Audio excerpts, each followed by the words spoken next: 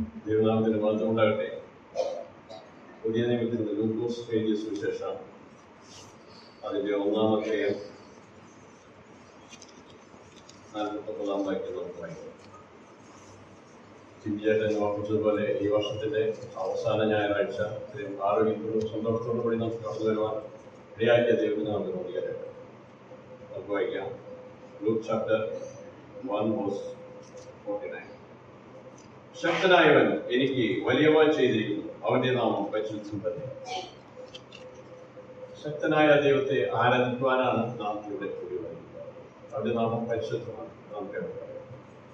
നാം നമ്മുടെ രക്ഷിക്കപ്പെട്ട ആ ഒരു അനുഭവത്തിൽ കടന്നു വന്നപ്പോൾ, അല്ലെങ്കിൽ സ്നാനപ്പെട്ട ആ നാളുകളിൽ എത്രമാത്രം സന്തോഷം നമ്മുടെ ഹൃദയത്തിന് ഉണ്ടായിരുന്നു, എത്രമാത്രം മറ്റുള്ളവരുടെ സ്നേഹവും പങ്കുവയ്ക്കലും എല്ലാ കാര്യങ്ങളിലും നമുക്കുണ്ടായിരുന്നു.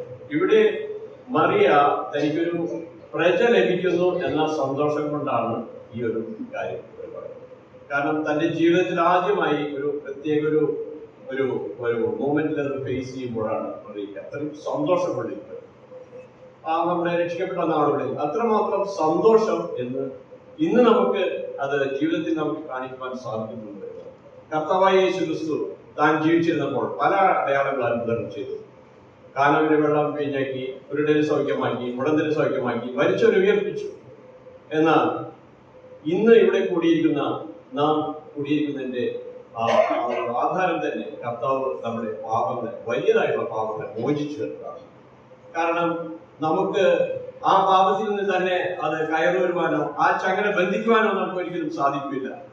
ശക്തനായവനായിരുന്നു സാത്താൻ. എന്നാൽ അതിശക്തനായ ദൈവം ആ പാപത്തിന്റെ ചങ്ങലകളെ ബന്ധിച്ച് അതിൽ നിന്ന് മോചനം ചെയ്ത് തന്ന് ഇന്ന് നമ്മൾ ഇവിടെ ഈ മേശയ്ക്ക് ചുറ്റുമായി ആക്കിയിരിക്കുകയാണ്. അവൻ മരിച്ച് ഉയർത്തെഴുന്നേറ്റില്ല എങ്കിൽ ഒരിക്കലും നമുക്ക് ഈ മേശയ്ക്ക് ഉപയോഗിക്കുവാൻ സാധിക്കും.